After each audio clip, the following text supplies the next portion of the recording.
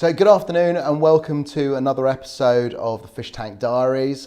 Today we've got Magnus Harding with us from MEH Construction, based in Poole and Dorset. Magnus, thank you very much for coming along today. It's really good to have you here. No, my pleasure. We're going through with a number of different business owners their story because it's really important that we get a message out to people who are looking to make the jump into working for themselves or have already just made it and they're a bit nervous, a bit concerned about different areas. To talk to people who actually are on the journey. I don't think the journey ever stops no matter how far you go, but we wanted to start with companies that are sort of close to home, all here in Dorset together. You've been running MEH Construction for 8 years now, 9 years? Just coming up to 9 years. Coming up to 9 years. So I presume to set up a construction company, you must have been in construction before that. So what were you doing before you started the business? We had our own family business, quite a large local business called Magnus Harding. So, but unfortunately that went bust in about 11 years ago, I suppose. Right, okay. Ish, and then the natural thing for me to do was to carry on with the construction because I know I'm good at that, and I just what I knew. So I just basically started again. So, okay. Yeah. How did you get started? Did you go to Family for Money or the bank, or did you have savings, or how did it all kick off? Use the savings.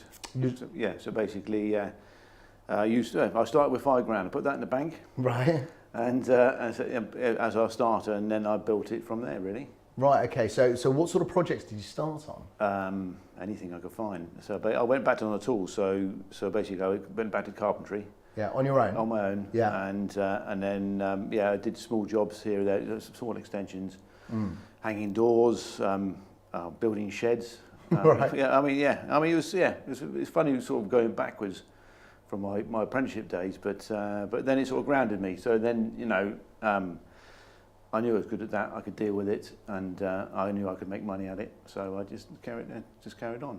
So you went back, you started the business, you started doing small jobs for people, but obviously this time it's all, you're paying for everything. So how long was it till you took on your first person working with you? I mean, I know in construction a lot of businesses use subcontractors and as opposed to employees, but how long did it take for you to start sort of growing what you could see was going to formalise a team for the business moving forward? It took me probably about 6 months to get my head round what had happened. Okay. And so within that time, and then I still had a relationship with people who we used to do work for. So I rebuilt those relationships and then started tendering for work. Mm-hmm. And then once I started winning some of that work, it was, small stuff here and there. And then I used a subcontract base, which I always used to have, and they were still there to help out. And then I had a guy called David who came on as a carpenter, self-employed, but he then been with me since, and he's just about to retire. So is he really? Yeah, I've worn him out already. You've worn him out.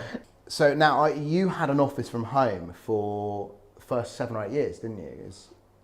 Yes. Yeah. No. You have a yard as well. You have a place of work as well. For all the equipment and bits and pieces and stuff. But you did work from home quite a lot as well, didn't you? Which made it a little easier, especially for a relationship with the family. Yeah. At least then they saw where I was in the office.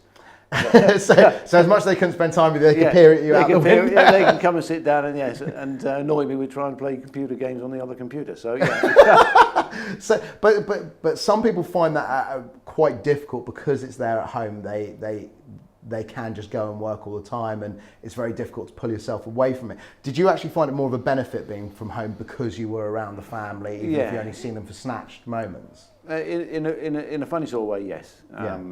Also, it's kept the overhead down, so I basically didn't have to find an office or anything like that. I could do everything from the garage. Yeah. And it only became more complicated when I took on Tiziana, and then space became an issue because we were doing more stuff there. We had a proper photocopier and everything, and space was tight. So then it forced us out into the offices where we are at the moment. And you've since built offices at the yard now, haven't you? So you're actually quite rapidly expanding the team.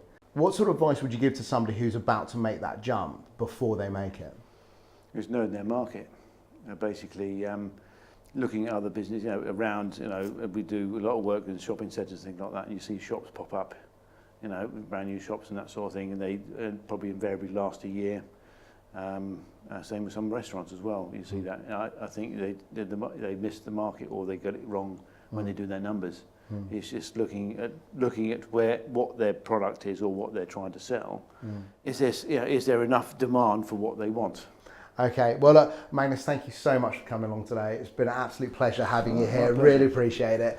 And thank you, and best of luck with the business. It sounds like you're doing really well, going in the right direction, and long may it continue. Thank you very much. Cheers. Cheers.